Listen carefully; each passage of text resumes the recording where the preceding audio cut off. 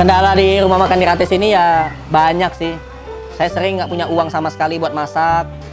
Tapi kita selalu berusaha untuk tetap istiqomah memberi makan secara gratis. Kami nggak punya uang ya kami masak nasi goreng. Masih ada beras, masih ada bumbu. Kami punya ATM beras jadi berasnya nggak habis-habis. Alhamdulillah. Tetap kami bersyukur. Karena bersyukur itu adalah suatu kewajiban yang tidak boleh kita pungkiri. Kita wajib tetap bersyukur, walaupun dalam diuji, kesulitan ekonomi, nggak punya uang sama sekali, kami tetap bersyukur.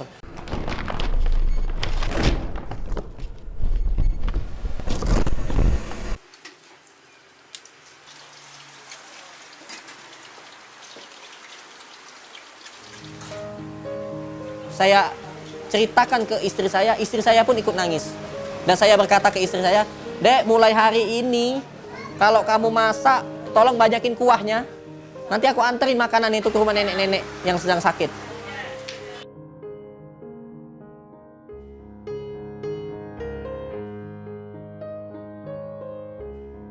Bismillahirrahmanirrahim. Assalamualaikum warahmatullahi wabarakatuh. Perkenalkan, nama saya Aditya Prayoga. Alhamdulillah saya mendirikan rumah makan gratis sejak tahun 2016 sampai sekarang. Alhamdulillah terus istiqomah.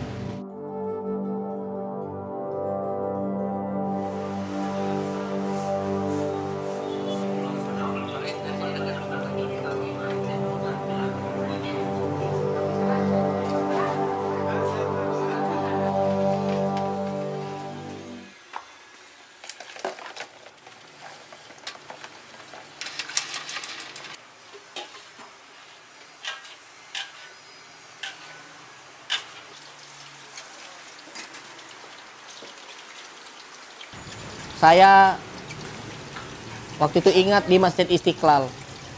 Saya pernah mengalami kelaparan di masjid itu, di Masjid Istiqlal, masjidnya besar, Jakarta.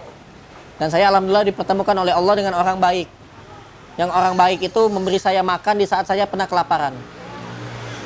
Dia adalah penjaga masjid, dia bertugas bersih-bersih di masjid. Pada saat saya kelaparan, saya dikasih makan sama bapak itu.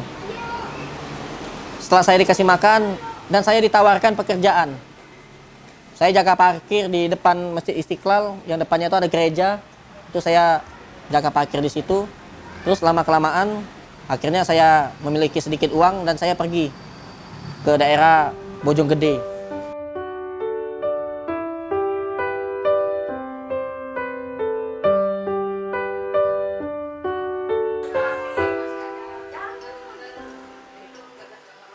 Saya punya teman saya itu pedagang murotal, saya diajak, akhirnya saya jualan murotal.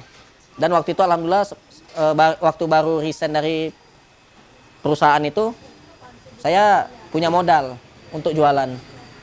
Setelah saya jualan, lama-kelamaan, jualan saya itu bukannya meningkat, bukannya makin ramah makin laris, bukan, makin lama makin sepi. Makin lama makin sepi, hingga akhirnya saya tidak seimbang ekonominya itu. Kebanyakan pengeluaran daripada pemasukan. Pemasukan saya cuma 50.000, 100.000, paling besar sekali 50.000 nyampe 70.000. Sedangkan bapak saya sedang sakit pada waktu itu, beli obat terus setiap hari. Beli obat. Akhirnya lama-kelamaan barang dagangan saya tuh tinggal sedikit habis modalnya.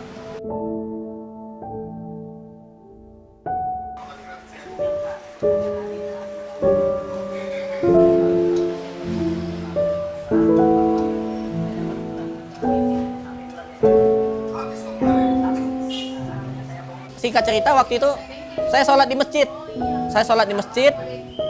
Terus saya ketemulah sama seorang nenek-nenek, yang nenek-nenek itu lagi sakit, kakinya bolong. Saya lihat, saya senterin, innalillahi, ternyata kaki nenek itu ada ulat kecil-kecil itu, sampai jalan ulat itu kelihatan. Akhirnya saya kasihan,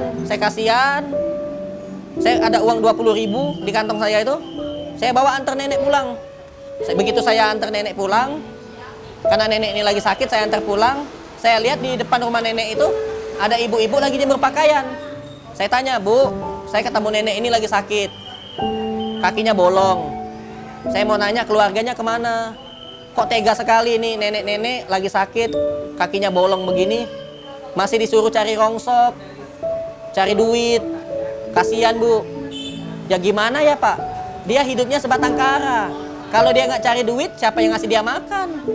Kata ibu itu begitu. Suaminya kemana, Bu? Udah meninggal semua, Pak. Dia hidupnya sebatang kara, sendirian, nggak punya siapa-siapa. Saya langsung netesin air mata, saya nangis. Saya jalan kaki pulang ke rumah. Saya ceritakan ke istri saya pun ikut nangis.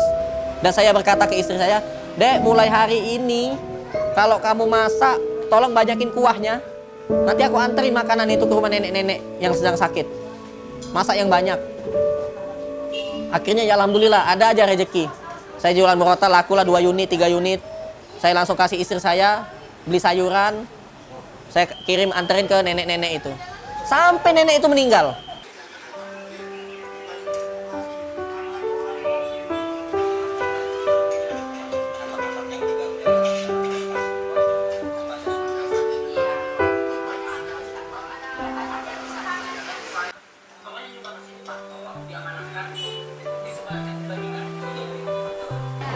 Akhirnya kami bukalah rumah makan gratis konsisten setiap hari.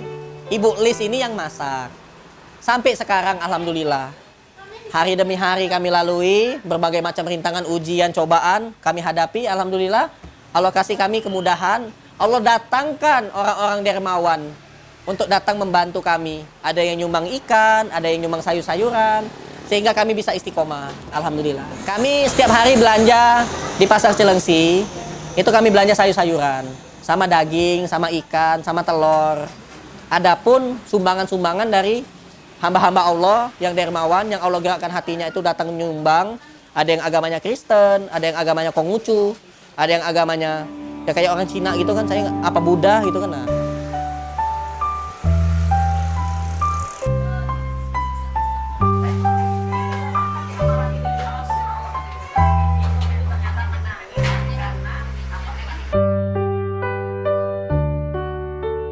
Kendala di rumah makan gratis ini ya banyak sih. Saya sering nggak punya uang sama sekali buat masak. Tapi kita selalu berusaha untuk tetap istiqomah memberi makan secara gratis. Kami nggak punya uang ya kami masak nasi goreng. Masih ada beras, masih ada bumbu. Kami punya ATM beras jadi berasnya nggak habis-habis. Alhamdulillah. Tetap kami bersyukur. Karena bersyukur itu adalah suatu kewajiban yang tidak boleh kita pungkiri. Kita wajib tetap bersyukur, walaupun dalam diuji, kesulitan ekonomi, nggak punya uang sama sekali, kami tetap bersyukur. Kami buka rumah makan gratis, alhamdulillah, kami mendapatkan 3K. K yang pertama, ketenangan. K yang kedua, kebahagiaan. K yang ketiga, keberkahan.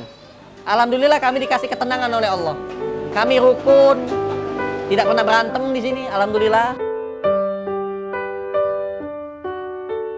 Masih sempat orang nanya, Mas, ini bener makan gratis? Ya bener Mas, ini makan gratis. Gimana bisa gratis? Ya sini tempat orang yang tidak mampu. Ya kalau mau bayar bisa di warteg sana Mas, sini makan gratis.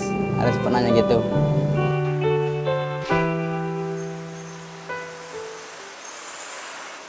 Dulu saya sebelum ke Palembang saya anak jalanan. Saya dulu pengamen, anak nakal. Jadi Bang Adit di sini niatnya bawa saya mau jadi lebih baik.